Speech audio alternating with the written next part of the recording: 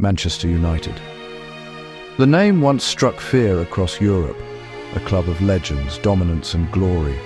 But today, United feel like a fading giant, stumbling from one disaster to another. What went wrong? And can they ever rise again? Under Sir Alex Ferguson, United were untouchable. 13 Premier League titles, 2 Champions Leagues, and an identity built on discipline, youth and attacking football. They weren't just a football club, they were the football club.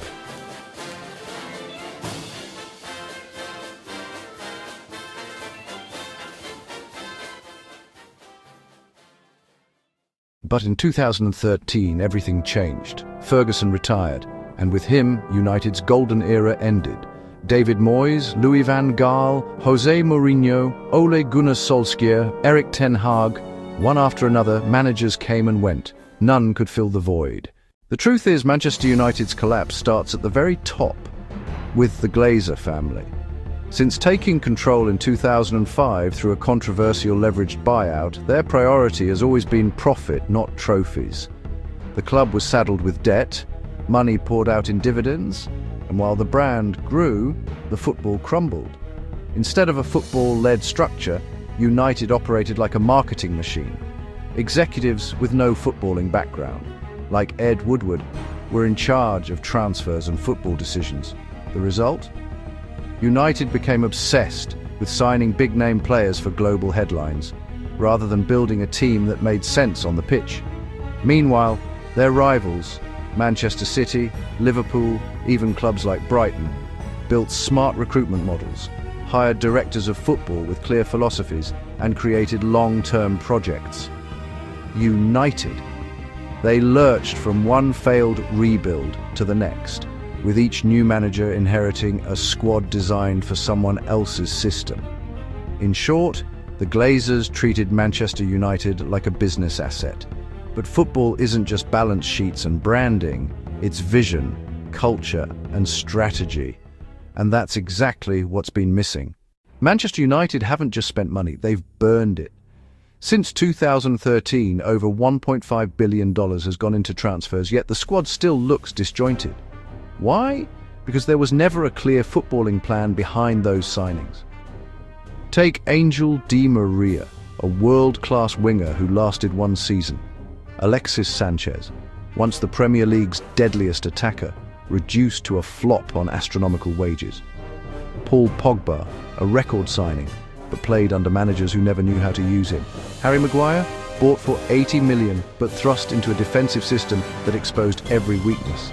These weren't just bad buys, they were mismatched players thrown into mismatched systems. United's recruitment wasn't about building a team, it was about chasing headlines, copying rivals, or gambling on quick fixes. And the result? Year after year, a revolving door of expensive stars who left with nothing to show. Right now, Manchester United are a paradox. Off the pitch, they're still a juggernaut. They sell out stadiums, their shirts fly off the shelves, and their social media numbers rival anyone in world football. But when it comes to football itself, they're a shadow of their former selves. United are too big to ever truly collapse. Their history, their fan base, and their finances will always keep them in the spotlight.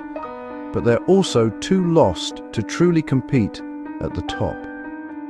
It's a cycle of false dawns, a winning streak here, a cup run there, followed by humiliating defeats that expose the same problems over and over again. Meanwhile, look at their rivals. City aren't just winning, they're dominating with a style of football that's instantly recognizable. Liverpool, with far fewer resources, built a team greater than the sum of its parts. Even Arsenal, once mocked for their decline, have rebuilt with patience and vision. And that's the brutal truth. Manchester United don't lack money or players or fans, they lack identity. Without it, they're just a collection of individuals wearing the same shirt.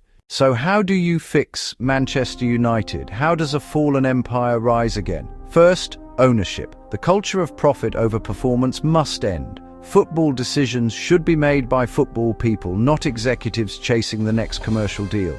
Second, a clear vision. Every signing, every manager, every academy graduate must fit into a bigger picture. United need to decide, What kind of football do we play? What kind of team do we want to be? Until that identity is defined, they'll keep wandering. Third, patience. Ferguson wasn't built in a day. It took years of struggle before he became the Ferguson we remember.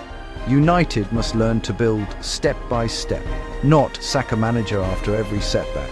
Trust the process, back the plan, and stick with it. And finally, the academy. Manchester United's soul has always been about youth, hunger, and players who understand the badge. The class of '92 wasn't just talent, it was identity. Reconnecting with that tradition is how they'll find their heartbeat again. Because here's the truth. Manchester United can rise. The fans are still there. The history is still there. The resources are still there.